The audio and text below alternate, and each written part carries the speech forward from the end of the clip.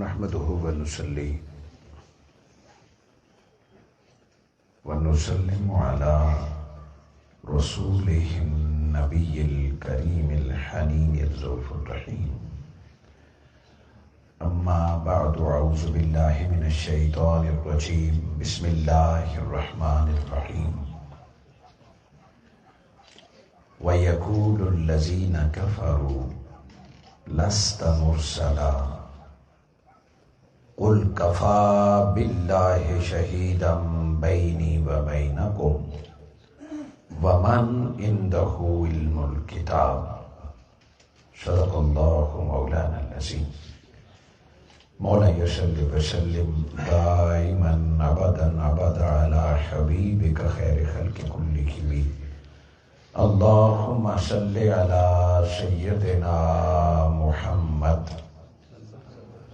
وعلى آله وأصحابه وبناته وعشاقه أجمعين.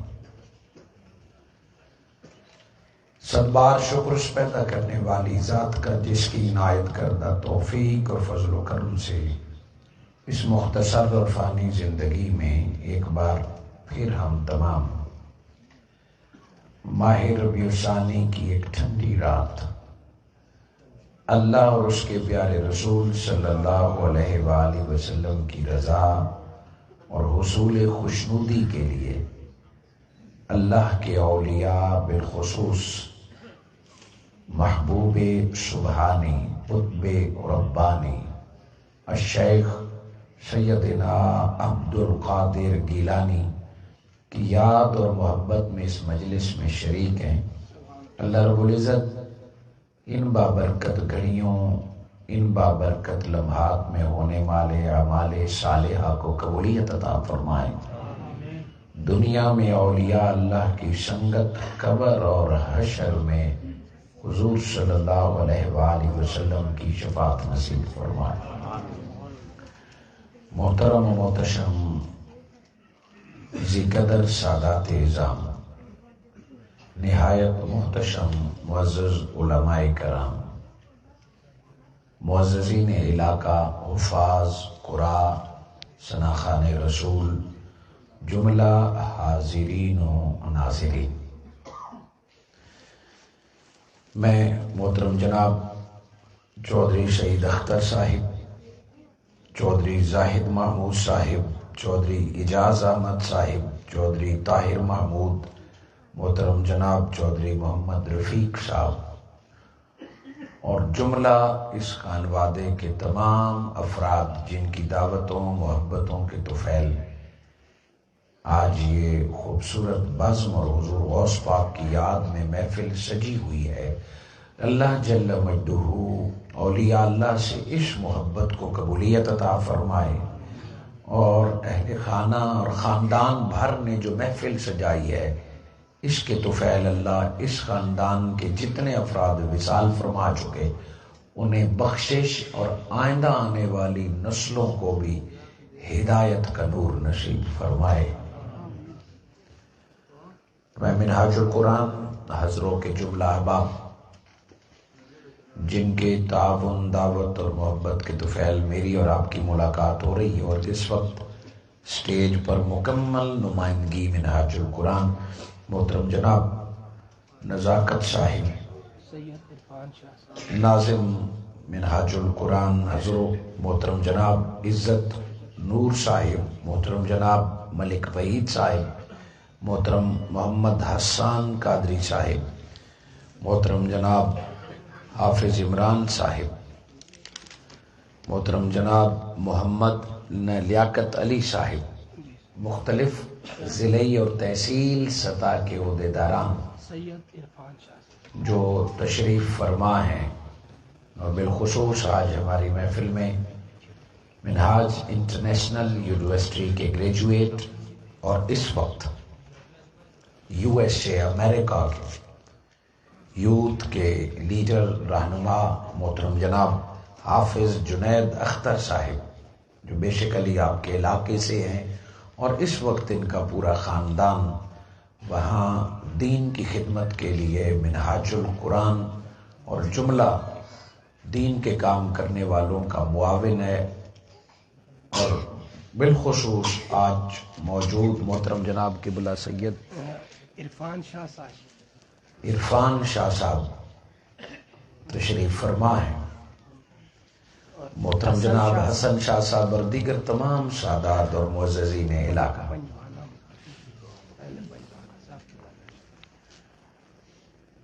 جس طرح محترم جناب سعید صاحب نے انفرادی اور اجتماعی طور پر نام لیے، انفرادی سے لے کے اجتماعی صدر تک اور پنجوانہ کے دوست احباب، آپ نے ثناخانی بھی سماعت فرمائی۔ مجھے بھی بعد از نماز مغرب کی دعوت تھی، آپ کو بھی بعد از نماز مغرب کی دعوت تھی، مگر عشاء بہت جلد ہو جاتی ہے۔ مگر عشاء کا کمال یہ ہے کہ آتی مغرب کے بعد جلد ہے، مگر رہتی نماز فجر تک ہے، رہتی ساری رات ہے۔ اگر کوئی یہ کہہ دے نا کہ بعد مغرب کے پروگرام ہے تو تسلی رکھیں یہ جلد ختم ہوگی، اگر کہہ دیں بعد از نماز عشاء ہے تو اس میں ساری رات آ جاتی ہے۔ سو نماز عشاء کا وقت ہوا چاہتا ہے، زیادہ کوئی لمبی چوڑی گفتگو نہیں ہوگی، مگر حضور غوث پاک کی بارگاہ میں حاضری، اظہار محبت اور آقا کی آل کی غلامی کے اظہار کے لیے میں نے سورہ رعد کی آیت نمبر 72 تک تلاوت کرنے کا اعزاز حاصل کیا ہے۔ اللہ رب العزت نے 1.25 لاکھ پیغمبر بھیجے ہیں، تو اگر کوئی ایک جملے میں پوچھے تو وہ توحید کے لیے بھیجے، کہ 1.25 لاکھ پیغمبر کے ذمے ایک ڈیوٹی تھی کہ لوگوں کو بتائیں کہ اللہ ایک ہے اور اللہ کے سوا کوئی معبود نہیں۔ 1.25 لاکھ پیغمبر اللہ رب العزت نے بھیجے، اور پھر حضور صلی اللہ علیہ وآلہ وسلم کی ذات ببرکات پر نبوت کا دروازہ بند کر دیا۔ اس کو کہتے ہیں ختم نبوت، اور عقیدہ ختم نبوت یہ ہے کہ اب حضور صلی اللہ علیہ وآلہ وسلم کے بعد کوئی نبی آ ہی نہیں سکتا، کسی کو اللہ نبی بنا کر نہیں بھیجے گا، اور نبوت کا دروازہ بند ہو گیا۔ کیا تبلیغ کی ضرورت بھی ختم ہو گئی؟ کیا اصلاح کی کوششیں بھی ختم کر دینی چاہیے؟ ایسا نہیں ہے، زمانہ مصطفیٰ کا ہے، مگر قیامت تک اصلاح کی ڈیوٹی خالق کائنات نے دین کے خادموں کے ذمے لگا دی ہے۔ ظاہری شریعت کے لیے رب نے علماء کا انتخاب فرمایا ہے، اور پھر باطنی دنیا کو سیراب کرنے کے لیے نبوت کا دروازہ بند کرنے کے بعد رب نے ولایت عطا فرما دی کہ ظاہری طور پر بعد مصطفیٰ کے یہ دین علماء کے ذمے ہوگا، اولیاء کے ذمے ہوگا، اور جہاں علم اور ولایت دونوں اکٹھے ہو جائے اس مقام کے عروج کا نام علی شیر خدا ہے۔ جہاں ولایت اور علم اکٹھے نظر آئیں، ولایت اور علم کے سنگم کا نام مولا کائنات علی شیر خدا ہے۔ یہ ولایت کا سلسلہ اعلان یوں 1.25 لاکھ عقیدہ کلیئر رہے کہ جتنے صحابہ ہیں اپنی شان کے مطابق ہر ولی اللہ ہے۔ جس نے بھی میرے آقا کو ایمان کی حالت میں تکا وہ صحابی رسول ہے، اور اس کے پاس اپنی شان کے مطابق ولایت ہے۔ ولی وہ سارے تھے، ولیوں کا جو مولا تھا وہ مصطفیٰ نے ہاتھ کھڑا کر کے فرمایا من کنت مولا ہو فہذا علی مولا، کہ میں صحابہ کا مولا ہوں۔ اور چونکہ خطاب اس وقت صحابہ سے تھا، آپ سے، مجھ سے، یا کسی مسلک یا جماعت سے نہیں تھا، صحابہ سے خطاب تھا کہ میں تمہارا مولا ہوں۔ جو مجھے مولا کہتا ہے آج سے علی بھی اس کا مولا ہے۔ حضرت علی شیر خدا چوتھے خلیفہ ہے، مگر پہلے مولا ہے۔ آج ہم مولا کائنات حضرت علی شیر خدا کے خانوادے، آپ کی آل، آپ کے ایک فرزند الشیخ سیدنا عبد القادر گیلانی کی یاد اور محبت میں جمع ہے، جس کو دنیا پیران پیر کہتی ہے، محبوب سبحانی کہتی ہے، جسے غوث العظم دنیا مانتی ہے، جسے ہر مسلک جانتا ہے، ہر مذہب جن کو مانتا ہے۔ حضور غوث پاک کا تعارف کیا ہے؟ حضور غوث پاک کون ہے؟ ایک حضور غوث پاک رضی اللہ تعالیٰ عنہ نہیں، ہم تمام اہل نسبت ہیں۔ جب بھی کسی ولی اور پیر کا تعارف کرایا جاتا ہے تو سب سے پہلے اس کی کوئی کرامت بتائی جاتی ہے۔ گویا ہمارے ذہنوں میں ہے یا ہمیں غلط فہمی ہے کہ جب تک کوئی بڑی کرامت نہ ہو میرے پیر کو کوئی ولی نہیں مانے گا، میرے پیر کو کوئی پیر نہیں مانے گا۔ جب ہم ولایت اور پیری مریدی کو دیکھتے ہیں تو لگتا ایسے ہے کہ جیسے کرامتوں کا نام ولایت ہے، صاحب کرامت ولی پیر ہوا کرتا ہے، حالانکہ کرامت ساری ولایت نہیں ہے، کرامت سے ولایت نہیں ہے، بلکہ ولایت سے کرامت ہے۔ کرامت ولایت کا ایک چھوٹا سا حصہ ہے، کرامت ولایت کا ایک باب ہے، ساری ولایت نہیں۔ بالکل اسی طرح ہم حضور غوث پاک رضی اللہ تعالیٰ عنہ کا جب تعارف کراتے ہیں، جب 11ویں مناتے ہیں، جو چند کرامتیں ہمیں ازبر ہیں، 11ویں ہو یا بڑی 11ویں ہو یا جہاں کہیں بھی ہو، ہم غوث پاک رضی اللہ تعالیٰ عنہ کا تعارف کرامتوں سے کراتے ہیں۔ وہ ڈبی بیڑی ترنے کی بات کرتے ہیں، وہ مری ہوئی مرغی زندہ ہونے کی بات کرتے ہیں، وہ مردے زندہ ہونے کی بات کرتے ہیں۔ یہ ساری سچ ہیں اور سچ ہوں گی۔ ان سے بھی زیادہ کرامات حضور غوث پاک رضی اللہ تعالیٰ عنہ سے منسوب ہیں اور تواتر سے بیان ہوئی، اور زمانہ ان کرامات کا معترف ہے۔ مگر حضور غوث پاک کا تعارف کیا ہے، یا ولی کا تعارف کیا کرامت ہوا کرتا ہے؟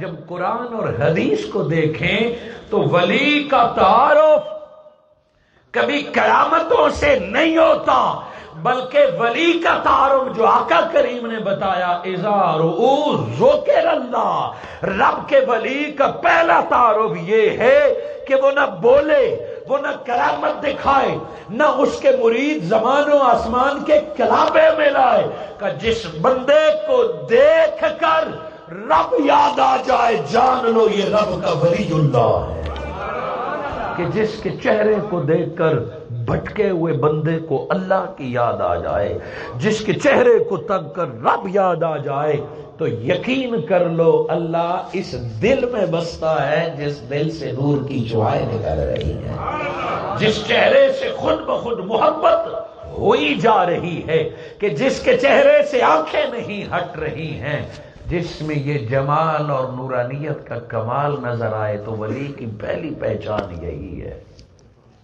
اور الشیخ سیدنا عبد القادر گیلانی خود جب ولی کا تعارف فرماتے ہیں تو آپ فرماتے ہیں الاستقامہ فوق الکرامہ، جو استقامت ہے یہ کرامت سے بلند ہے، کہ جس بندے کو دیکھو کہ وہ دین پر استقامت کے ساتھ کھڑا ہو گیا، یہ کئی کرامتوں سے بڑی کرامت ہے۔ میں نے اپنی اس تمہیدی ساری گفتگو کو سمجھانے کے لیے اور وضاحت کے لیے سورہ رعد کی ایک آیت تلاوت کرنے کا اعزاز حاصل کیا۔ بات یہ تھی کہ 40 برس حضور صلی اللہ علیہ وآلہ وسلم نے مکہ کے لوگوں میں، اپنے خاندان میں گزارے۔ یہودیوں نے بھی آپ کو دیکھا، عیسائیوں نے بھی آپ کو دیکھا، وہ اہل کتاب تھے، کسی نہ کسی صورت میں اللہ اور نبوت کو ماننے والے تھے، کسی نہ کسی صورت میں ولایت کو ماننے والے تھے، انبیاء کو ماننے والے تھے، قبر حشر کو ماننے والے تھے۔ اہل کتاب کسی نہ کسی صورت میں دین کا ایک حصہ ماننے والے تھے۔ 40 برس حضور صلی اللہ علیہ وآلہ وسلم کی ذات کو بھی دیکھا، سیرت کو بھی دیکھا اور صورت کو بھی دیکھا۔ گھر والوں نے بھی 40 برس میرے آقا کو مکہ میں دیکھا۔ 40 برس میں جس نقطے پر دنیا متفق تھی وہ یہ تھی کہ محمد مصطفیٰ صادق ہیں اور امین ہیں، کہ آقا سے بڑھ کر کوئی سچا نہیں ہے، آقا سے بڑھ کر کوئی امین نہیں ہے۔ ابھی میرے آقا نے رسالت کا اعلان نہیں فرمایا، ابھی حضور نے دعوت توحید نہیں دی، صرف میرے آقا کا کریکٹر لوگوں نے دیکھا۔ حضور کے 40 برس دیکھے، جب میرے آقا کے 40 برس دیکھے تو بنا تبلیغ کے لوگوں نے کردار مصطفیٰ کو دیکھ کر 40 برس حضور کے شب و روز دیکھ کر حضور کو صادق بھی مان لیا اور امین بھی مان لیا ہے۔ اور آقا کی ذات پر آپ کے خاندان والے فخر کیا کرتے تھے، حضور سے محبت کیا کرتے تھے۔ وہ دن آیا جب میرے آقا نے دعوت توحید دی، وہ وقت آیا جب میرے آقا نے اپنے رسول ہونے کا دعویٰ فرمایا کہ میں اللہ کا رسول ہوں۔ میرے آقا نے فرمایا اللہ ایک ہے، اس کے سوا کوئی عبادت کے لائق نہیں۔ لوگوں نے کہا اس کی کوئی دلیل اور اس کا کوئی ثبوت۔ آقا نے فرمایا لقد لبثت فیکم من قبل عمر، کہ میں نے تمہارے درمیان جو 40 برس گزارے، کیا رب کے ہونے کے لیے مصطفیٰ کے 40 برس تمہارے درمیان گزارنا کافی نہیں ہے؟ کہ اس معاشرے میں جب ہر کوئی یا بت پرست ہے یا شرابی ہے یا جوا کھیلنے والا ہے، کوئی قاتل ہے، ہر طرح کوئی ڈاکو ہے، ہر طرح کے گناہوں میں لت پت ہے، ایسے معاشرے میں اگر ایک جوانی ہر عیب سے بچی ہوئی ہے، ارے ہر کفر سے شرک سے بچی ہوئی ہے، ارے جسے تم نے صادق اور امین مان لیا، کوئی تو ہے جس نے مصطفیٰ کی 40 برس عبادت فرمائی ہے۔ وہ جو ہے وہی میرا اللہ ہے۔ آپ اپنا آپ ثبوت کے طور پر پیش کر دیں۔ میرے آقا نے اللہ کے ہونے پر اپنی گواہی دے دی، اپنا آپ ثبوت کے طور پر پیش کر دیا۔ اب بات اگلی سنیں، کیونکہ زیادہ دیر یا زیادہ تفصیل میں گئے بغیر آج کی اس محفل کا پیغام اور مدعا آپ تک پہنچانا چاہتا ہوں۔ جب میرے آقا صلی اللہ علیہ وآلہ وسلم نے اپنے رسول ہونے کا اعلان فرمایا تو حیرانگی کی بات یہ تھی کہ جو آپ کو سچا، صادق اور امین کہتے تھے، دل و جان سے مانتے تھے، ان میں سے اکثر نے آپ کو رسول نہیں مانا اور انکار کر دیا کہ ہم نہیں مانتے آپ کو رسول۔ اس کو سورہ رات میں اللہ رب العزت نے فرمایا وَيَقُولُ الَّذِينَ كَفَرُوا لَسْتَ مُرْسَلًا، یہ جو کافر لوگ کہتے ہیں کہ آپ رسول نہیں ہیں، یہ جو کافر لوگ کہتے ہیں لست مرسلا، کہ آپ اللہ کے بھیجے ہوئے نہیں ہیں، آپ رسول نہیں ہیں۔ اپنا تو مانتے تھے، صادق مانتے تھے، مگر رسول ہونے کا جھگڑا تھا اور اہل کتاب نے پہلے انکار کر دیا۔ وَيَقُولُ الَّذِينَ كَفَرُوا لَسْتَ مُرْسَلًا، میرے مصطفیٰ یہ جو آپ کے رسالت کے انکاری ہیں، آقا فرماتے ہیں میں اللہ کا سچا نبی اور رسول ہوں۔ حضور نے فرمایا میں رسول ہوں، انہوں نے فرمایا آپ کو رسول نہیں مانتے۔ ایک مخاصمہ ہے، ایک مقدمہ ہے، ایک جھگڑا ہے۔ آقا فرماتے ہیں میں نبی اور رسول ہوں۔ دل پر بوجھ تو آتا ہے نا کہ ایک بندہ سب کچھ جاننے کے بعد انکار کر دے۔ انسان کا دل اتنا نرم و نازک ہے کہ چودھری برادران نے محفل سجائی، آپ کو دعوت دی، پھر آپ کو فون کیا، پھر آپ کو کارڈ بھیجا، پھر آپ کے دروازے پہ آئے اور یاد دلاتے رہے۔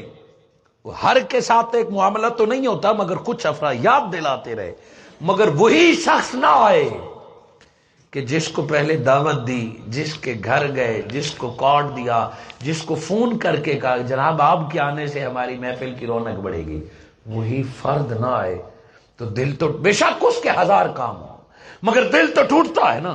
اسی طرح شادیوں کا مسئلہ ہوتا ہے، دعوتوں کا مسئلہ ہوتا ہے کہ پتہ نہیں میری دعوت ٹھیک طریقے سے نہیں پہنچی، مجھ میں خلوص نہیں تھا، یا میں بات سمجھا نہ سکا بلا تمثیل۔ میرے آقا نے جب اپنے خاندان والوں کو دعوت دی تو سوائے چھوٹے سے بچے علی ابن ابی طالب کے علاوہ سب نے انکار کر لیا۔ اپنے سگے چچا انکار کر رہے ہیں۔ حضور فرماتے ہیں مجھے تمہاری مدد کی ضرورت ہے، کوئی تو میرا ولی بنے، کوئی تو میرے ساتھ آگے آئے۔ پورے خاندان میں ایک کمزور پنڈلیوں والا بچہ کہتا ہے میں ہوں تو چھوٹا مگر تن من حاضر ہے. آقا فرماتے ہیں علی، آقا فرماتے ہیں علی آپ خاموش رہیں. دوسری دفعہ پھر آقا پورے خاندان کو بلاتے ہیں، پھر کوئی نہیں نکلتا، پھر یہی بچہ نکلتا ہے. آقا فرماتے ہیں علی میں جانتا ہوں آپ خاموش رہیں. کسی نے بھی ہاں نہیں کی تو دکھ تو ہوا ہوگا نا.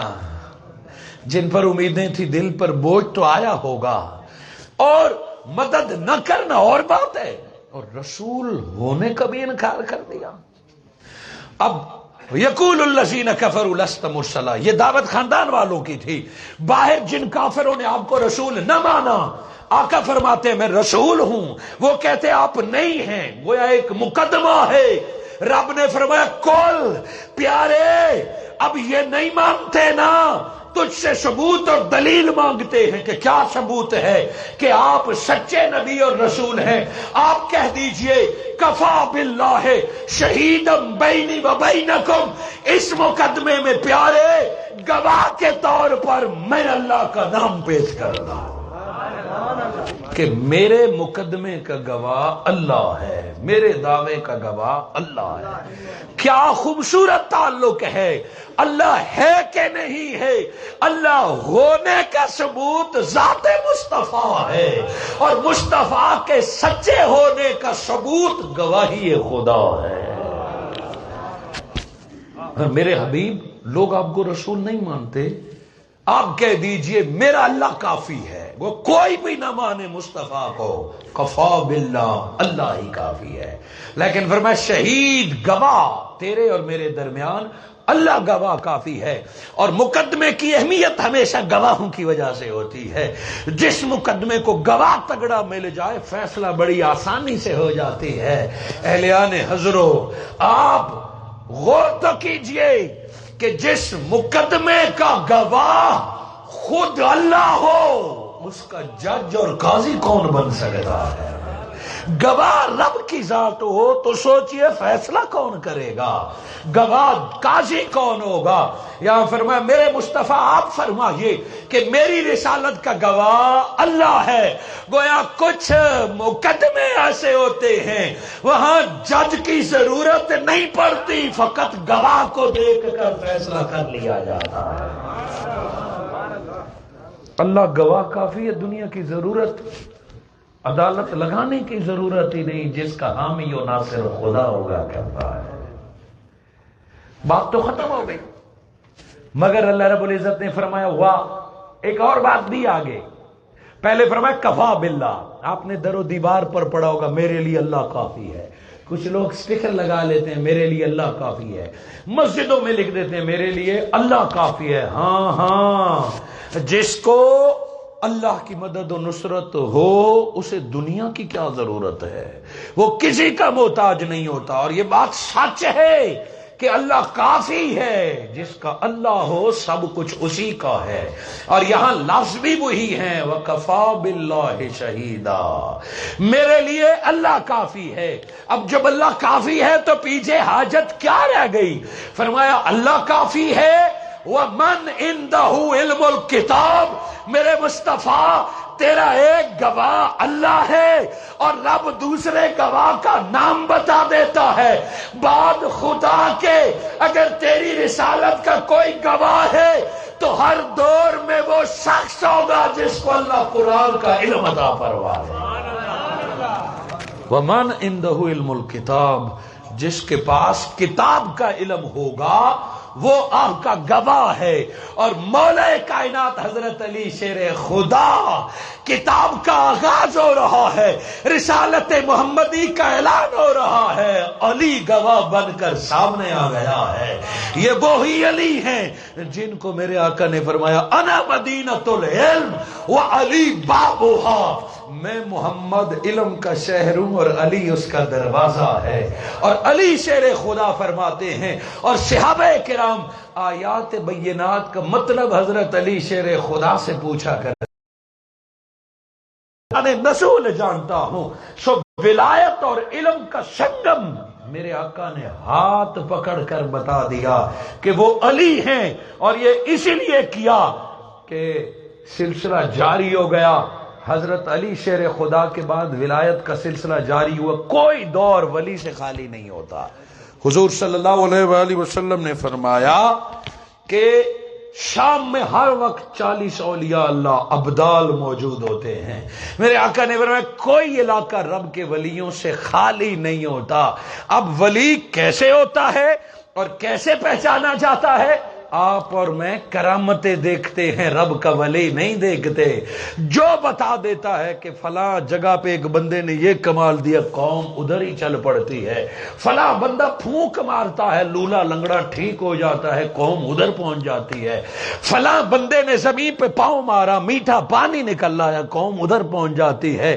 ہم کرامت پسند ہو گئے، ہم انہونیاں دیکھنا چاہتے ہیں. ہاں اولیاء کو اللہ ایسی طاقتیں عطا فرماتا ہے، مگر اس سے پہلے ولی کی پہچان یہ ہے کہ وہ دنیا معافی کو چھوڑ کر رب کا ہو جاتا ہے.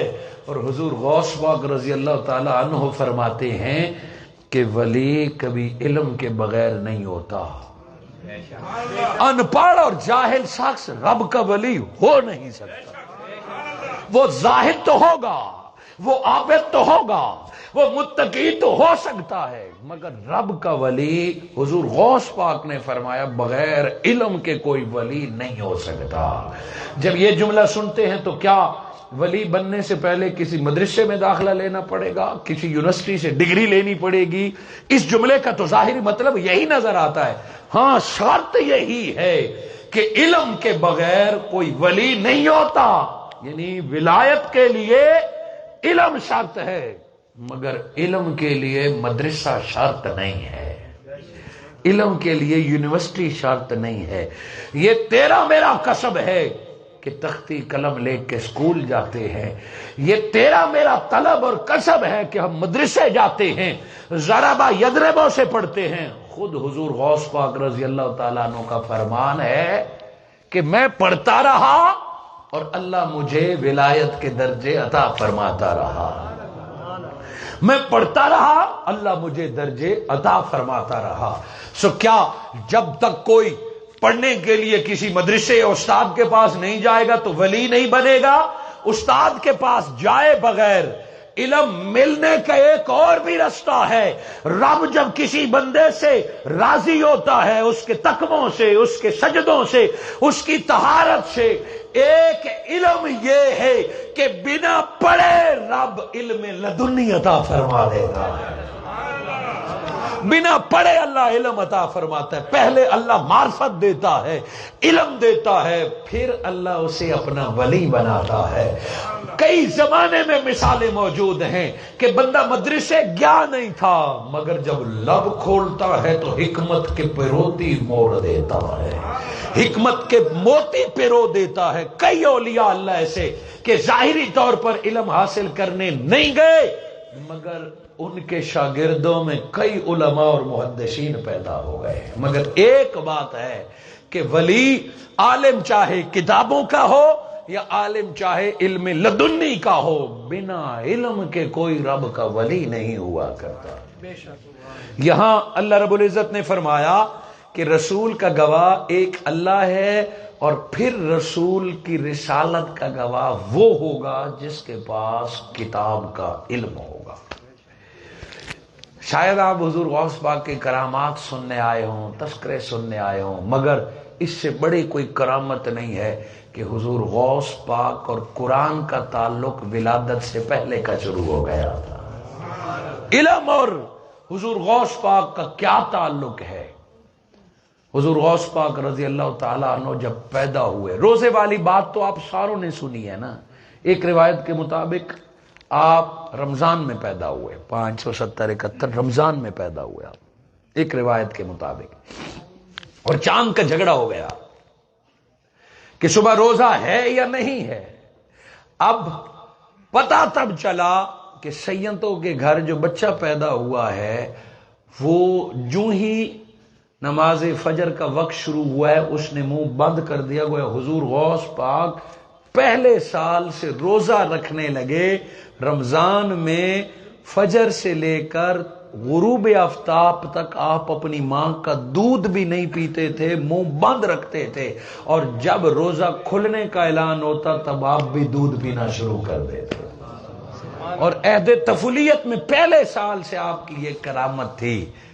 اور حضور غوث پاک رضی اللہ تعالی عنہ کو جب چند سالوں میں مدرسے میں داخل کرنے کے لیے لے گئے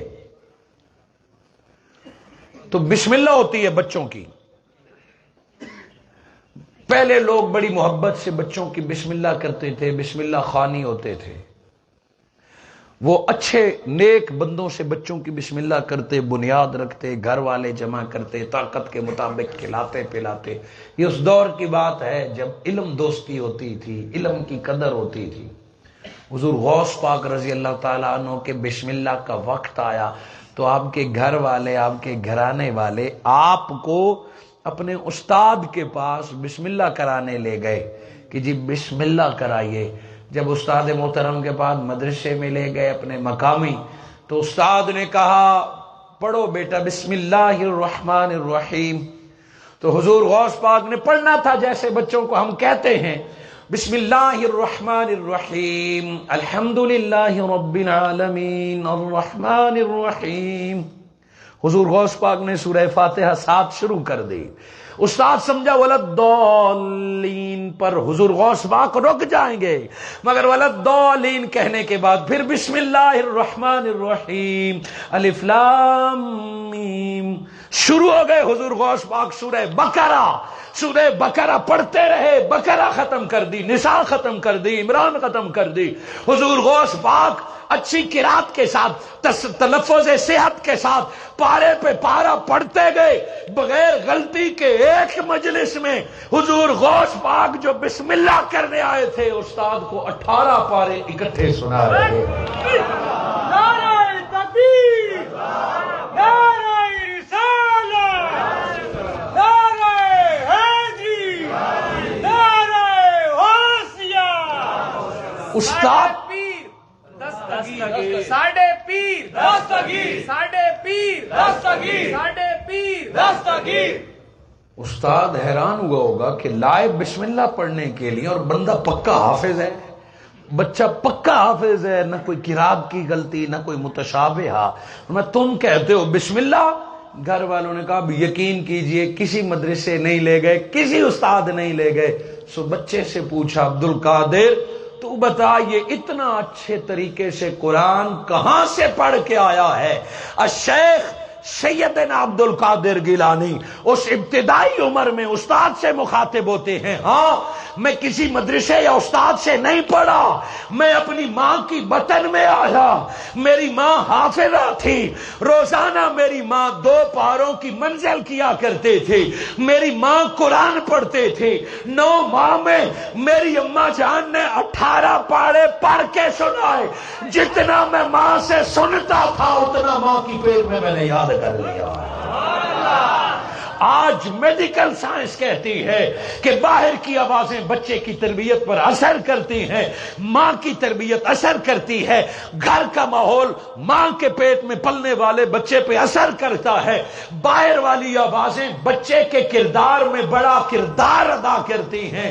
حضور غوث پاک نے دنیا کو بتا دیا کہ ماں ام الخیر سیدہ ہو، باپ دوست جنگی ہو، نانی بھی ولیہ ہو، دادی بھی ولیہ ہو، نانا بھی ولی اللہ ہو، ارے دادا بھی ولی اللہ ہو، نسل علی کی ہو، خون فاطمہ الزہرا کا ہو، آل رسالت کی ہو، پھر ماں قرآن پڑھتی ہے اور سید قرآن پڑھ کے آ جائے۔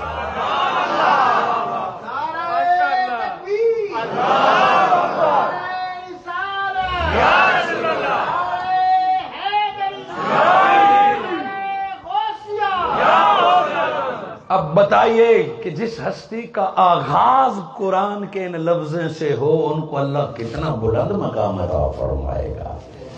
حضور غوث پاک رضی اللہ تعالیٰ عنہ مدرزاد ولی تھے۔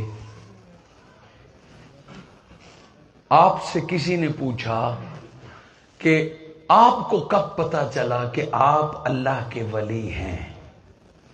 حضور آپ کو کیسے پتا چلا کہ آپ اللہ کے ولی ہیں؟ حضور غوث پاک نے 2-3 باتیں بتائیں. آپ نے فرمایا جب بچے کھیلتے کودتے تھے اور میرا جی چاہتا تھا کہ میں بھی ان بچوں کے ساتھ کھیلوں کودوں تو غیب سے آواز آتی تھی عبد القادر اللہ نے تمہیں کھیلنے کودنے کے لیے پیدا نہیں فرمایا. تو میں وہ آواز سن کے میں پلٹ آتا گھر. دوسری انہوں نے بڑی خوبصورت بات بتائی. فرمایا ایک دن آبادی سے باہر نکلے تو ایک بیل تھا. بیل کو آپ کیا کہتے ہیں؟ داند. شوقیہ لوگ رکھتے ہیں، پالتے ہیں، کام کے لیے بھی رکھتے ہیں. ایک داند ایک بیل کے ساتھ بچے کھیل رہے تھے.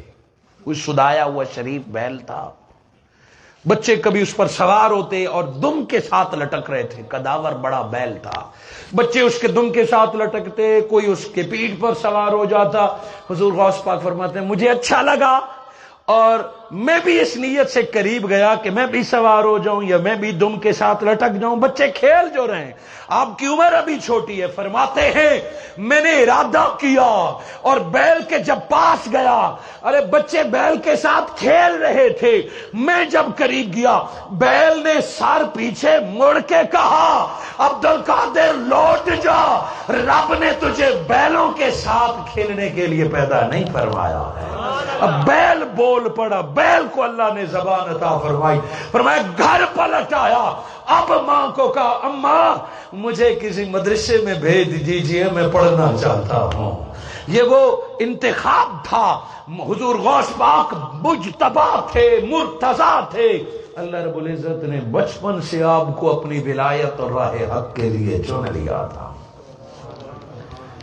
اور ایک دوسری روایت ہے کہ آپ فرماتے ہیں کہ میں جب مدرسے جاتا، کسی دن میں لیٹ ہو جاتا، تاخیر سے پہنچتا، تو میں جب اپنے استاد کے پاس پہنچتا نا، تاخیر سے جو بعد میں آئے گا تو پیچھے بیٹھے گا، جو پہلے آئے کرسیوں پر بیٹھ کے اسٹیج پہ بیٹھ گئے، اب جو بعد میں آئے گا اسے جہاں جگہ ملے گی.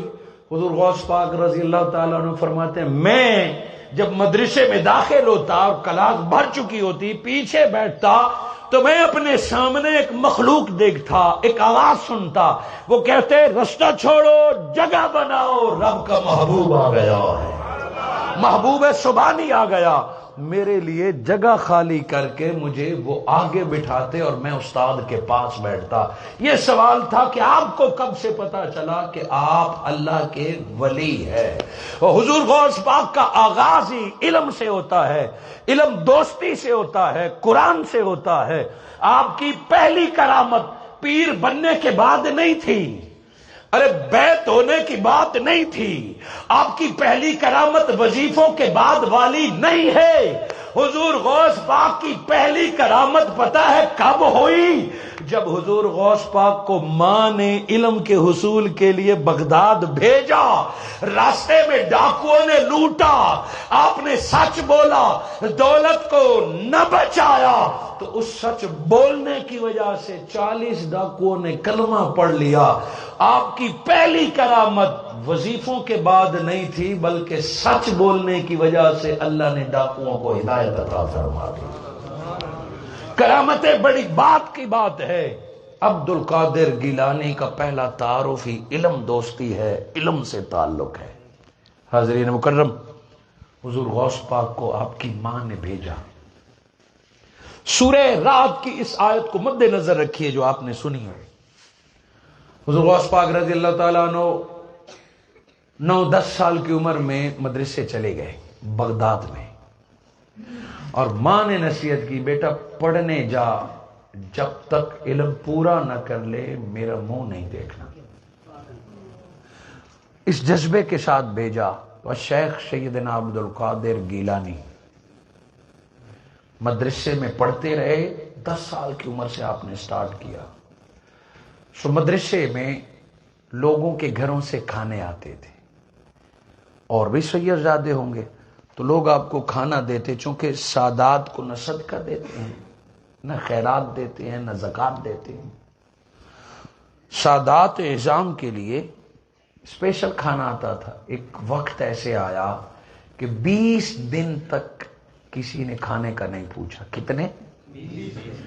باقی تو لوگوں کے گھروں سے مانگ کے کھا لیتے تھے، صدقہ و خیرات کسی سے مانگ لیتے، مگر ماشاءاللہ حضور غوث پاک رضی اللہ تعالیٰ عنہ کسی کے گھر نہیں گئے، کسی سے مانگا نہیں. آج دنیا حیران ہے کہ عبد القادر گیلانی ہیں بغداد کے اور چرچے ان کے حضروں میں ہو رہے ہیں. 1000 سال گزر گئے، نام یہاں لیا جا رہا ہے. مزے کی بات یہ ہے کہ حنفی بھی نہیں ہیں، ہم آلموسٹ حنفی ہیں. چند فقہ جعفریہ سے ہوں گے، چند غیر مقلد ہوں گے، مگر اہل ہند اکثر فقہ حنفی سے تعلق رکھتے ہیں. مزے کی بات یہ ہے ہیں حنفی مگر پیر فقہ حنبلی کو مانا ہوا ہے. حضور غوث پاک حنبلی سنی ہیں اور فقہ کے اختلاف کے باوجود ہر گھر میں یا غوث اعظم کے نعرے لگے. تو بعد میں ملی. عبد القادر گیلانی کا پہلا تعارف یہ ہے کہ ان کی رگوں میں خون علی اور فاطمہ کا دوڑا. آپ نجیب الطرفین ہیں، حسنی حسینی سید ہے، خون آل مصطفیٰ کا تھا. رب نے پھر انتخاب فرمایا. مدرسے آئے 20 دن تک کچھ آپ کو جب نہ ملا، فرماتے ہیں اب وہ وقت آ گیا کہ آنکھوں پر اندھیرا چھانے لگا، چلنا اٹھنا بیٹھنا مشکل ہو گیا. اب کسی سے مانگ نہیں سکتے، کسی کو صدقے کا نہیں کہہ سکتے. رات کے اندھیرے میں مدرسے سے اٹھے کہ کچھ کھانے پینے کا بندوبست کرتے ہیں. پتہ ہے سید زادے نے کیا کیا؟ بجائے کسی مخلوق کا دروازہ کھٹکھٹانے، رخ کیا امیروں کے محلے کا. بغداد میں جو امیروں کا محلہ تھا، اندازہ لگایا کہ امیروں کے محلے میں دل تھام کے رکھیے جو آج حضور غوث پاک کی 11ویں کھاتے اور کھلاتے ہیں. پوری دنیا میں میرے غوث کے نام کی دودھ کی سبیلیں لگتی ہیں، دیگیں اتاری جاتی ہیں، کیا کیا کھانے کھلائے جاتے ہیں. سیدنا عبد القادر گیلانی گئے تو کسی امیر کے دروازے پہ نہیں گئے، نیت کر کے گئے رات کے اندھیرے میں کہ امیروں کے محلے میں دل پہ ہاتھ رکھ کے روح کے کانوں سے سنیے کہ امیرے کے محلے میں جو گند کا ڈھیر ہوگا، جسے روڑی کہتے ہیں، جس میں لوگ اپنی زائد چیزیں پھینک جاتے ہیں، چونکہ جس نے جو چیز پھینک دی وہ صدقہ نہیں ہے، وہ خیرات نہیں ہے، وہ زوائد ہے، وہ ان کی ملکیت نہیں رہے. کہ بچا ہوا کھانا، خشک روٹیاں، کچھ گھر کا زائد سامان جو امیر لوگ رات کو پھینک گئے ہوں گے، میں بجائے کسی کے سامنے ہاتھ پھیلانے کے وہاں سے روٹی کے کچھ خشک ٹکڑے ڈھونڈ کر اتنا کھا لوں گا کہ زندگی چل پڑے، اتنا کھا لوں گا کہ آنکھوں میں روشنی آ جائے اور میں صبح پڑھ سکوں. رات کے اندھیرے میں منہ ڈھانپ کر جب اس گند کے ڈھیر پر پہنچے، اس کوڑا دان کے پاس پہنچے تو 7 یا 8 اور فقیر اس میں انگلیاں پھیر رہے ہیں. آپ پوچھتے ہیں کیا کر رہے ہو؟ ان فقیروں نے کہا کئی دن سے بھوکے ہیں، یہاں کچھ ٹکڑے ڈھونڈ رہے ہیں، شاید مل جائے. حضور غوث پاک کو شرم و حیا آ گئی کہ میں بھی ان کے ساتھ شامل ہو جاؤں. بھوکا بندہ ویسے خدشات کا شکار ہوتا ہے، ان کے دل پہ بوجھ آئے گا کہ ایک اور بندہ ٹکڑے تقسیم کرنے آ گیا ہے. ان بھوکوں کو وہیں چھوڑا، پھر پیٹ پر ہاتھ رکھ کے دوبارہ اپنے مدرسے اور مسجد آ رہے ہیں. جب اپنے مدرسے اور مسجد کے قریب آئے تو کسی نے روکا، بچے رک. کیا؟ فرمایا وہ جو مدرسہ ہے فلاں وہ کدھر ہے؟ آپ نے فرمایا میں ادھر جا رہا ہوں، میرے ساتھ آؤ. آپ نے پوچھا وہاں کیا کرنا ہے؟ فرمایا وہاں ایک گیلان کا سید آیا ہے، عبد القادر گیلانی، اس سے کام ہے. آپ رکے. فرمایا عبد القادر تو میں ہوں. نشانیاں جو بتائیں وہ ساری بتائیں، نام پتا کا مجھ سے کیا کام ہے. انہوں نے گٹھڑی کھولی کہ ہم تاجر ہیں، ہمارا قافلہ ایران سے عراق اور عرب کی دنیا کی طرف جا رہا تھا کہ رستے میں با پردہ ایک مائی کھڑی تھی، اس نے یہ روٹیاں پکائی ہیں، گھر کے میٹھے پراٹھے پکائے ہیں کہ میرا بیٹا عراق میں ہے، اگر اس سے ملاقات ہو تو یہ روٹیاں پہنچا دے. ہائے ہائے ہائے، 20 دن کا بندہ بھوکا ہو، برسوں سے ماں کو دیدار بھی نہ کیا ہو، 20 دن کا بھوکا ہو، ماں کو برسوں دیکھا نہ ہو، اور پردیس میں ماں کے ہاتھ کی روٹیاں ملے جائیں، یہ لذت تو وہی جانتا ہے جس کی اب ماں نہیں رہی، کہ ماں کے ہاتھ کے خشک روٹی کی کیا لذت تھی۔ خوش نصیب ہیں جن کی مائیں آج انہیں اپنے ہاتھ سے کھلا رہی ہیں۔ حضور غوث پاک نے پردیس میں جب ماں کے ہاتھوں کی روٹی ہاتھ میں پکڑی تو آنکھوں میں آنسو آ گئے، اور اظہار محبت ہوگا لیے ان کا شکریہ ادا کیا۔ ایک روایت میں انہوں نے کچھ نقد پیسے دیے، ایک روایت میں کہ روٹیاں دی، دونوں دیے۔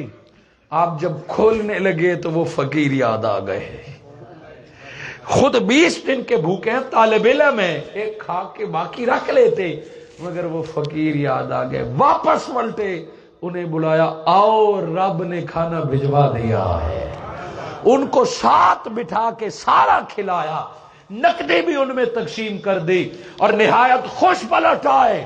اور تقدیر نے اسی دن جواب دے دیا کہ عبد القادر، تو نے قادر کی رضا کی خاطر اپنے منہ کا لقمہ تک بھوکے فقیروں کو کھلا دیا، ارے وہ قادر بڑی غیرت والا ہے، قیامت تک قادر عبد القادر کے نام پر کھلاتا رہے گا۔ آج زمین کے جس کونے پہ چلے جائیں، عبد القادر کے نہ ماننے والے بھی مانتے ہیں کہ عبد القادر کے نام کی 11ویاں چل رہی ہیں، لنگر چل رہے ہیں۔ بغداد چلے جاؤ، ارے یہ انسانی کوششوں سے نہیں ہوتا، 1000 سال ہونے کو ہے، میں خانہ بغداد بھی قائم ہے، اور پاکستان اور حضروں کے لوگوں نے نہ بغداد دیکھا، نہ پیران پیر سے ملے، نہ کوئی بیعت کرنے آیا، فقط نام سنا ہے، اور انہی کے نام کے لنگر دنیا کو کھلائے جا رہے ہیں۔ نعرہ تکبیر، نعرہ رسالت، نعرہ حیدری، نعرہ غوثیہ، ساڈے پیر دستگیر، ساڈے پیر دستگیر، ساڈے پیر دستگیر۔ ومن عنده علم الکتاب، میرے مصطفیٰ جیسے آج کے دور میں آپ کی رسالت کا گواہ علی ہے، ہر دور میں اللہ ایک ایسا بندہ پیدا کر دے گا کہ جس کو ولایت بھی دے گا اور جس کو قرآن کا علم بھی عطا فرمائے گا۔ اپنی صدی میں عبد القادر گیلانی وہ ہستی ہیں کہ رب نے ولایت بھی آپ کی جھولی میں عطا فرما دی اور قرآن کا علم بھی آپ کو عطا فرما دیا۔ 20 یا 25 سال ریگولر آپ دین پڑھتے رہے، آپ مدرسے میں پڑھتے رہے، اور پڑھنے کے بعد آج بس سرٹیفکیٹ لینے کی دیر ہوتی ہے، آج ڈگری لینے کی دیر ہوتی ہے، ساتھ لگ جاتا ہے علامہ فلاں مفسر مفتی۔ پہلے دن مجھ جیسے بندے کو بھی ٹوپی اور پگڑی پہننی آ جائے تو پہلے دن مفتی، پہلے دن شیخ الحدیث۔ 25 سال پڑھنے کے بعد جنگلوں میں نکل گئے کہ 25 سال کتابیں پڑھی ہیں، 25 سال قرآن پڑھا ہے، 20 سال عراق کی جنگلوں میں پھر کے فقط رب کو یاد کرتے رہے ہیں، دن رات رب کی عبادت کرتے رہے ہیں، ریاضت کرتے رہے ہیں، روحانی دنیا میں محنت کرتے رہے ہیں۔ 20 سال ریاضت کرنے کے بعد پھر حکم ہوا کہ اب جائیے اور بغداد میں پڑھانا شروع کر دیجیے۔ کہ آج ہماری پیری مریدی میں کوئی پڑھانے کا تصور ہے؟ آج ہم جس کو ولی سمجھتے ہیں، ہم تو پھونکے مارنے والے کو ولی اور پیر سمجھتے ہیں، ہم تو تعویذ دینے والے کو ولی اور سمجھتے ہیں، ہم تو کرامات دکھانے والے کو ولی اور پیر سمجھتے ہیں۔ ولی ایسا کر سکتا ہے، مگر روئے زمین پر ولی کون ہے؟ وہ میرے آقا 14 صدیاں پہلے فیصلہ فرماد گئے تھے، خیرکم، ابو بکر و عمر عثمان و علی سے یہ خطاب تھا، 1.25 لاکھ صحابہ سے یہ خطاب تھا، خیرکم، تم میں سب سے بہترین وہ ہے من تعلم القرآن، جو پہلے قرآنی علوم سیکھے، وعلمہ، اور باقی ساری عمر ان کے سکھانے میں گزار دے۔ زمین میں سب سے بہترین وہی ہے۔ آج کیا ہمارے مشائخ، کیا ہمارے پیروں کا کوئی قرآن کے علم سے تعلق ہے؟ کیا انہوں نے قرآن پڑھا ہے؟ ہمارے لیے تو اتنا کافی ہوتا ہے، فلاں کا صاحبزادہ ہے تو پیر ہے۔ ادب احترام اپنی جگہ پہ، رب ولایت دیتا اسی کو ہے جس کو پہلے علم عطا فرماتا ہے۔ انا مدینۃ العلم وعلی بابھا، علم پہلے دیا ہے، من کنت مولاہ کا اعلان بعد میں آخری زندگی میں آخری بار فرمایا ہے، تاکہ علی کے چاہنے والوں کو پتا چلے علم پہلے ہے، کرامتیں اور ولایت بعد میں ہے۔ بے شک کوئی مدرزاد ولی ہو، علم حاصل کرنا اس پر بھی فرض کر دیا ہے۔ حضور غوث پاک نے یہ فریضہ نبھایا اور حق ادا کر دیا۔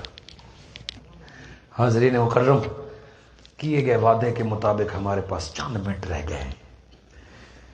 حضور غوث پاک رضی اللہ تعالیٰ عنہ جب پھر بغداد گئے تو ایک مسجد میں بیٹھ گئے۔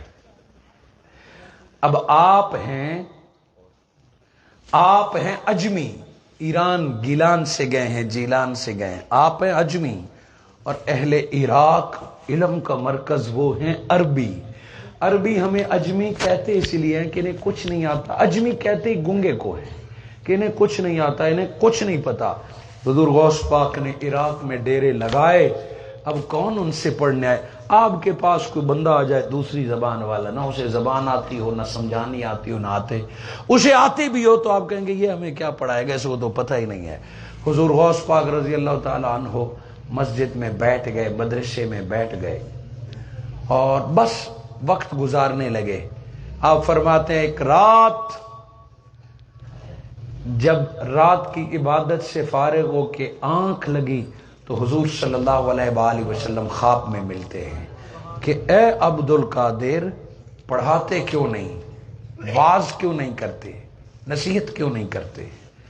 حضور غوث پاک نے فرمایا یا رسول اللہ، میں اجمی، یہ عربی، یہ مجھ سے کیسے پڑھیں گے، میں ان کو کیسے پڑھاؤں اور میں ان کو کیسے بتاؤں کہ میں پڑھانے آیا ہوں؟ حضور صلی اللہ علیہ وآلہ وسلم نے حکم دیا، عبد القادر تجھے اللہ کا رسول حکم دیتا ہے کہ صبح پڑھانا شروع کر دے۔ صرف حکم نہیں دیا، فرماتے ہیں سید زادے کا چہرہ ہاتھ میں پکڑا، نبی مکرم نے لبوں پر لب رکھ کے اپنا لعاب عطا فرمایا۔ ایک بار، دو بار، تین بار، چار، پانچ، چھ، 7 بار اپنا لعاب عطا فرمایا اور چلے گئے۔ آنکھ کھلی تو حجرے میں خوشبو بھی تھی اور منہ میں لعاب مصطفیٰ کا ذائقہ بھی تھا۔ ارے وہ لعاب جو کھارے کنووں کو میٹھا کر دیتا تھا۔ حضور غوث پاک نے فرمایا لذت بھی محسوس کی، وضو کیا، شکرانے کی نفل ادا کیے، پھر آنکھ لگی۔ فرماتے ہیں پھر آنکھ لگی، پھر مقدر بیدار ہوا، خواب میں بابا علی المرتضیٰ تجلی فرمایا بیٹا عبد القادر، اپنے نانا محمد الرسول اللہ کا حکم سن لیا، اب میں علی آیا ہوں کہ اٹھو اور پڑھانا شروع کر دو۔ حضرت علی بھی آگے بڑھے اور اس سید زادے کے لبوں پر لب رکھ کے لعاب عطا فرمایا، اور جب لب ہٹائے حضور غوث پاک فرماتے ہیں یا علی المرتضیٰ 5 بار کیوں؟ حضور صلی اللہ علیہ وآلہ وسلم اور نانا جان تو 7 بار دے گئے ہیں۔ فرمایا اسی لیے کم کیا ہے کہ مصطفیٰ مصطفیٰ رہے، مرتضیٰ مرتضیٰ رہے، کہ کوئی برابری نہ ہو۔ گویا بتا دیا کہ جتنا بھی علم آ جائے، ہو عاجزی ہو انکساری، بس لب کھلے، آنکھ کھلی، وہ لذت محسوس کی، صبح کا انتظار کیا، نماز فجر پڑھی، دعا کرنے کے بعد مسند پہ بیٹھ گئے کہ ابھی پڑھانا شروع کرتا ہوں۔ نہ اشتہار لگے، نہ مدرسے کا افتتاح ہوا، نہ ساؤنڈ پہ اعلان ہوئے، نہ سوشل میڈیا پہ پوسٹیں وائرل کی گئی، فقط ایک خواب کا حکم تھا۔ کل تک تنہا بیٹھنے والا عبد القادر آج منبر پر بیٹھا، مسجد بھر گئی، لوگ جمع ہو گئے۔ آپ نے واز سے شروع ہو کے کہا لوگوں تمہیں کیسے پتا چلا کہ میں آج سے کلاس شروع کر رہا ہوں، میں آج سے تعلیم شروع کر رہا ہوں؟ وہ سارے عارف بیٹھے تھے، فرمایا عبد القادر پڑھانا شروع کر، جو رات تجھے پڑھانے کا حکم دے گئے ہیں وہ ہمیں پڑھنے کا حکم دے گئے ہیں۔ نعرہ تکبیر، نعرہ رسالت، نعرہ حیدری، نعرہ غوثیہ۔ سو آج روئے زمین پر یا غوث اعظم کا نعرہ لگتا ہے تو اس نعرے میں قرآن کا علم ہے، علی کا لعاب ہے اور محمد مصطفیٰ کی نگاہ خاص ہے۔ آج یا غوث اعظم کا نعرہ لگانے والا گویا قرآن کو بھی مانے گا، علی کو بھی مانے گا اور محمد مصطفیٰ کو بھی مانے گا۔ حضور غوث پاک نے پڑھانا شروع کیا، پھر دیکھتے ہی دیکھتے 4 دانگ عالم میں عبد القادر گیلانی کی شہرت ہو گئی۔ پوری دنیا سے طلباء آنے لگے، ایون کہ مکہ مدینہ سے لوگ عراق آ کے عبد القادر گیلانی کے مجلس میں شریک ہوتے تھے۔ وہ وقت آیا کہ آپ کا روزانہ کا جلسہ 70 ہزار لوگوں تک پہنچ جاتا تھا، 70 ہزار لوگوں تک پہنچ جاتا تھا۔ 70 ہزار لوگ آپ سے پڑھتے تھے، اور پتہ ہے کوئی ایک آدھ سبجیکٹ نہیں بلکہ 13 مختلف سبجیکٹ حضور غوث پاک صبح سے شام تک پڑھاتے تھے۔ 13 سبجیکٹ، 70 ہزار لوگوں کو پڑھانا اور دن رات پڑھانا، اور کب تک پڑھانا؟ ریٹائرمنٹ نہیں لی۔ 91 سال آپ کی عمر تھی، آپ اپنے عمر کے آخری دنوں تک قرآن، فقہ، حدیث سب کچھ پڑھاتے رہے ہیں۔ اور حضور غوث پاک کا وہ مدرسہ اور نشری، اس کا نصاب کس لیول کا ہوگا؟ اٹھئے دیکھیے کہ صرف حضور غوث پاک نے اذان دینے والے حافظ قاری نہیں پیدا کیے، صرف حضور غوث پاک نے دم اور پھونکنے والے خلیفے پیدا نہیں کیے۔ سلطان صلاح الدین ایوبی، جس سے آج بھی دنیا کامتی ہے، جنہوں نے بیت المقدس آزاد کرایا تھا، جنہوں نے حق کا جھنڈا لہرایا تھا، جنہوں نے باطل کے دانت اکٹھے کیے، تاریخ اٹھائیے۔ سلطان صلاح الدین ایوبی کا چیف ایڈوائزر ابن قدامہ حضور غوث پاک کا ڈائریکٹ شاگرد تھا، اور وہ آرمی جس نے فتح کیا تھا بیت المقدس کو، جس نے مسلمانوں کو تحفہ دیا، اس آرمی میں 100 نہیں ہزاروں کی تعداد میں عبد القادر گیلانی کی یونیورسٹی کے گریجویٹس تھے، عبد القادر گیلانی کے شاگرد تھے۔ گویا سلطان صلاح الدین ایوب کی تاریخ بتاتی ہے کہ بارگاہ غوثیہ میں فقط مولوی تیار نہیں کیے جاتے تھے، مجاہد تیار کیے جاتے تھے، فقہاء تیار کیے جاتے تھے، ائمہ تیار کیے جاتے تھے، فقط صوفی اور دم درود والے خلیفے تیار نہیں کیے جاتے تھے، امت کے لیڈر پیدا کیے گئے۔ جتنی میں نے پہلے کہا کہ آج صرف حضور غوث پاک کی علمی شان بیان کروں گا، اور بات اختتام تک آ گئی۔ میں نے تو ابھی ایک باب نہیں آپ کے سامنے رکھا، اور ایک حضور غوث پاک نہیں، خلفائے راشدین کو دیکھیے، اور پھر ولایت کا سلسلہ شروع ہوتا ہے، مولا کائنات سے لے کر حضرت امام جعفر صادق تک، حضرت امام جعفر صادق سے لے کر امام مہدی تک، یہ جتنے ولایت کے پہاڑ نظر آئیں گے، ولی جو بھی امام گزرا ہے وہ اپنے دور کا علم کا سمندر گزرا ہے۔ حضور غوث پاک صرف روحانیت کے غوث اعظم نہیں تھے، آپ علم کے بھی غوث الاعظم تھے، علم کے بھی عام امام اکبر تھے۔ بس 2 باتوں پہ اختتام کی طرف آتے ہیں۔ حضور غوث پاک رضی اللہ تعالیٰ عنہ کی جب شہرت بڑھی نا، اور یہ صرف آج کی بات نہیں ہے، میں نہ نام لیتا ہوں نہ کچھ، آپ خود سمجھتے ہیں کہ جب آپ کی مقبولیت بڑھی، شہرت بڑھی، تو کچھ حاسدین پیدا ہو گئے، اور بالخصوص علماء کا جس کو دیکھو وہ کہتا ہے میں عبد القادر کے مدرسے میں جاتا ہوں، جس کو دیکھو وہی آپ کا خطاب سننے آتا ہے۔ ارے جلسہ سال میں ایک ہوتا ہے، عبد القادر روزانہ جلسہ کرتا ہے، 70 ہزار 1 لاکھ افراد سنتے ہیں۔ اور اگلا کمال یہ ہے کہ آپ 300-400 بیٹھے ہیں تو ہمیں 6-5 ڈبے لگانے پڑے، ساؤنڈ منگوانا پڑا، پھر آواز آپ تک جا رہی ہے.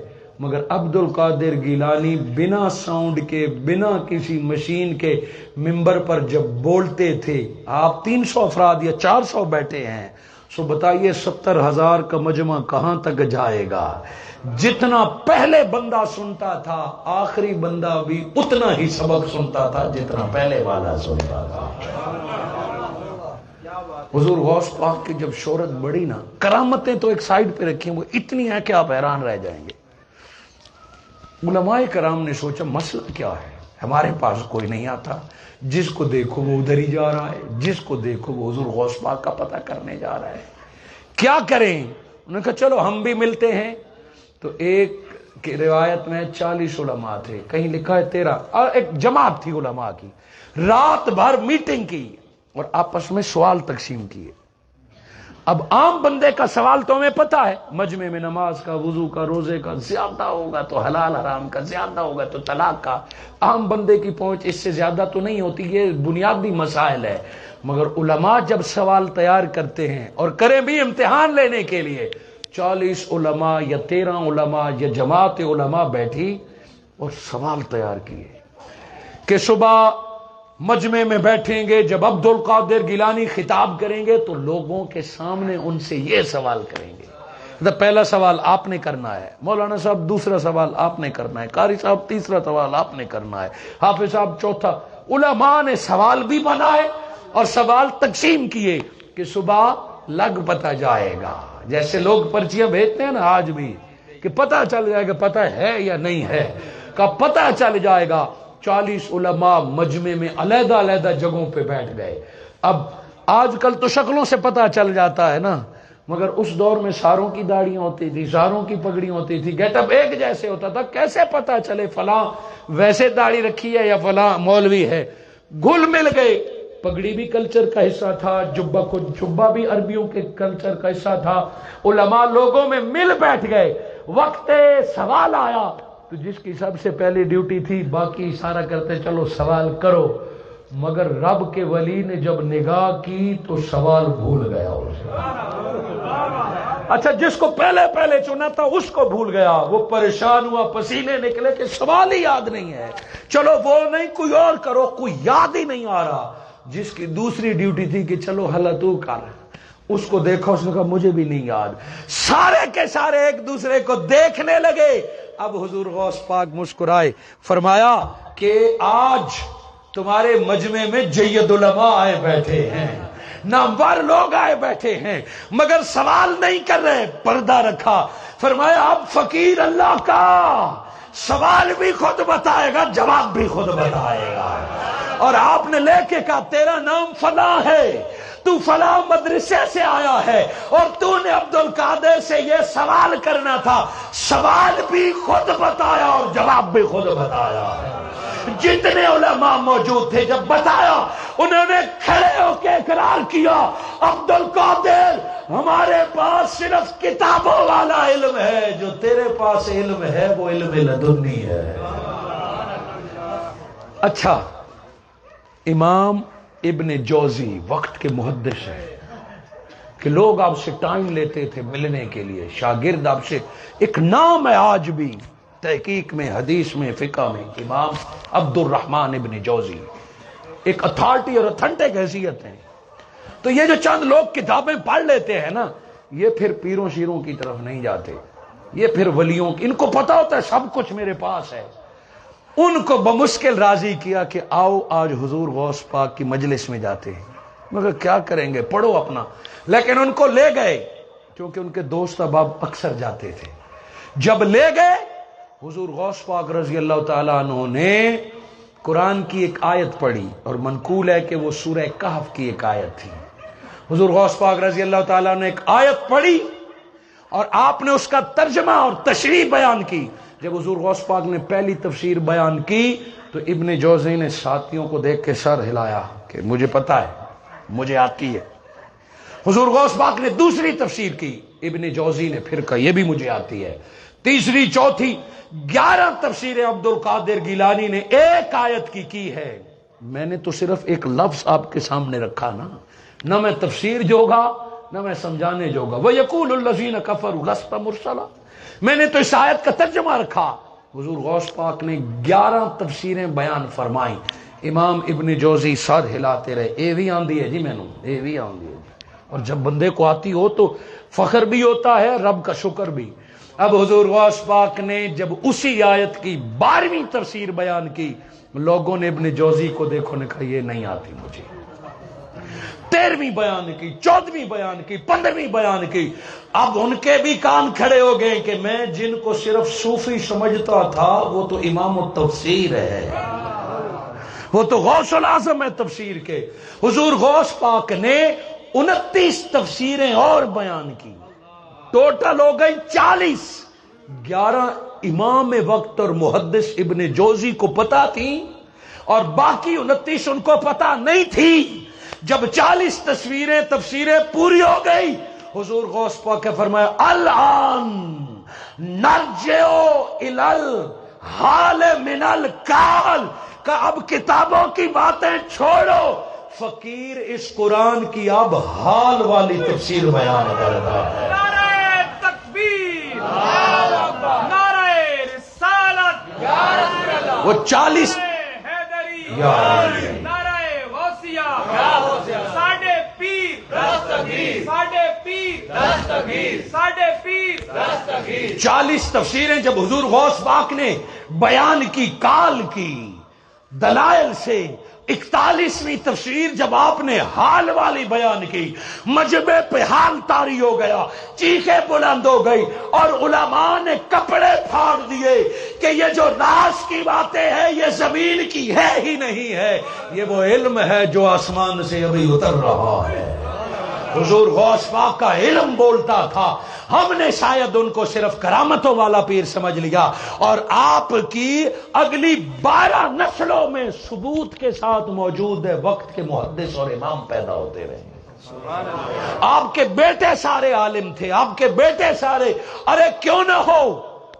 حضور غوث پاک دن بھر لوگوں کو پڑھاتے تھے. آپ کے شاگرد لکھتے ہیں کہ شام کو جب کھانے کا وقت ہوتا, جس بندے نے دن بھر 13 سبجیکٹ پڑھائے ہوں, نمازوں کا وقت بھی آتا ہوگا, کھانوں کا وقت بھی آتا ہوگا, فرماتے ہیں شام کو جب سبق پورا ہو جاتا خود اٹھتے اور پلیٹوں میں کھانا ڈال کے اپنے شاگردوں میں تقسیم فرماتے. ہے کوئی ایسا پیر؟ حضور غوث پاک کے بیٹے حضرت یحییٰ بن عبد القادر فرماتے ہیں کہ شام کو پڑھ رہے ہوتے اور سورج کی روشنی ختم ہو جاتی, اندھیرا ہوتا, طلباء کو نہ اٹھنے دیتے, کہتے توجہ سے علم پڑھو, اور سید زادے اپنے صاحبزادے بیٹوں کو حکم دیتے اٹھو اور چراغوں میں تیل ڈال کے چراغ روشن کرو. فرماتے طلباء پڑھتے اور ہم صاحبزاد گان سے وہ تیل سے چراغ روشن کرواتے اور پھر جب تک رات کو جاگتے رہتے اور پڑھاتے رہتے. اس طرح دین کی خدمت کی ہے. اور آج بھی حضور غوث پاک رضی اللہ تعالی عنہ کا نام بھی باقی ہے, مزار بھی باقی ہے, آل بھی باقی ہے, چاہنے والے بھی باقی ہیں. جس نے جس دور میں دین کی خدمت کی ہے اللہ رب العزت نے اس کا نام زندہ کر دیا ہے. آپ حیران ہوں گے کہ عبد القادر نے پرندے بھی زندہ کیے, مردہ بندے بھی زندہ کیے, مگر آپ کے ناموں میں محی الموتى نہیں ہے کہ مردہ زندہ کرنے والا پیر. دنیا جب بھی تعارف کراتی ہے تو محی الدین, دین کو زندہ کرنے والے. گویا اصل ولی وہ نہیں ہے جو دم سے تیرے گائے کا دودھ زیادہ کر دے, جو دم سے تیری دکان چلوا دے, جو تعویذ سے تیرے مقدمہ جتوا دے. وقت کا مجدد اور ولی وہ ہے جو زندگی دے کے مصطفیٰ کے دین کو زندہ کر دے. ہر دور میں رب ایک ایسا بندہ بھیجتا ہے. ارے دین مرتا نہیں ہے مگر دین کو ہر دور میں زندگی ضرورت ہوتی ہے.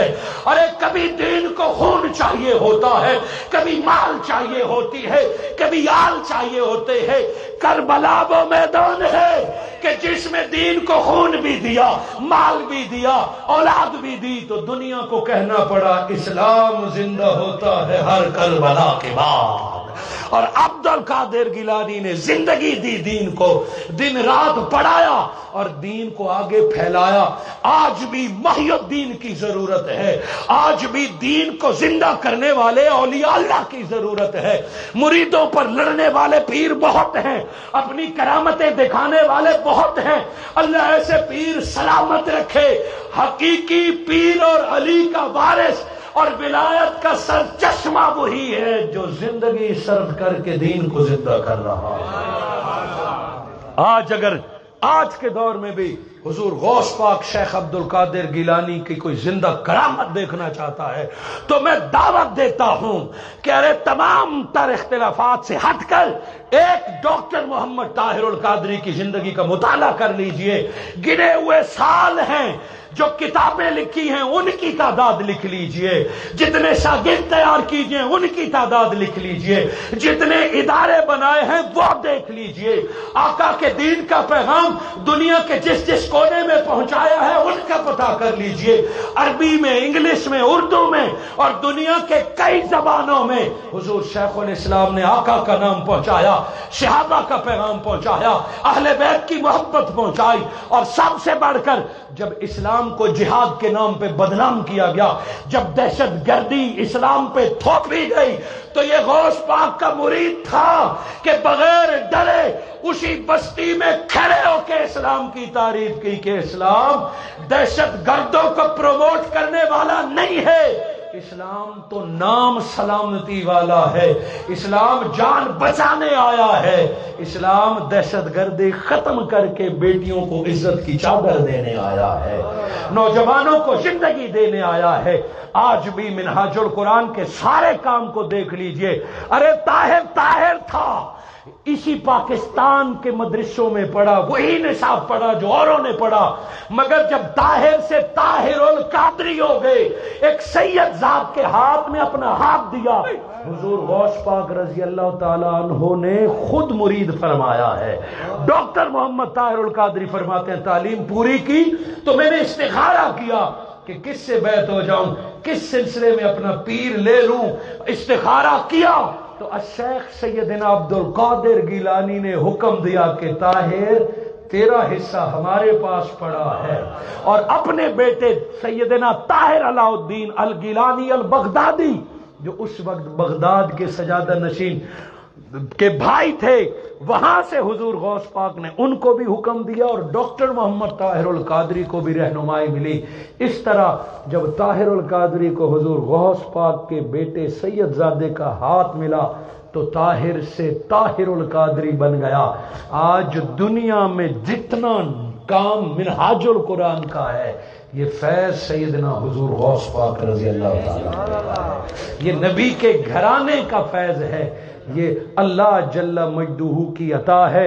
پھر آیت کی طرف آئیے، وَيَقُولَ الَّذِينَ كَفَرُوا لَسْتَ مُرْسَلًا، یہ جو لوگ انکار کرتے ہیں نا کہ ہم رسول کو نہیں مانتے، قُلْ كَفَىٰ بِاللَّهِ شَهِيدًا، نہ مانو، مصطفیٰ کی رسالت کا ایک گواہ اللہ ہے، وَمَنْ عِنْدَهُ عِلْمُ الْكِتَابِ، دوسرا وہ شخص مصطفیٰ کی رسالت کا گواہ ہے جس کو اللہ نے کتاب کا علم عطا فرما دیا ہے۔ تو حضور غوث پاک کے ماننے والوں سے اتنی التجا ہے کہ علم حاصل کرے۔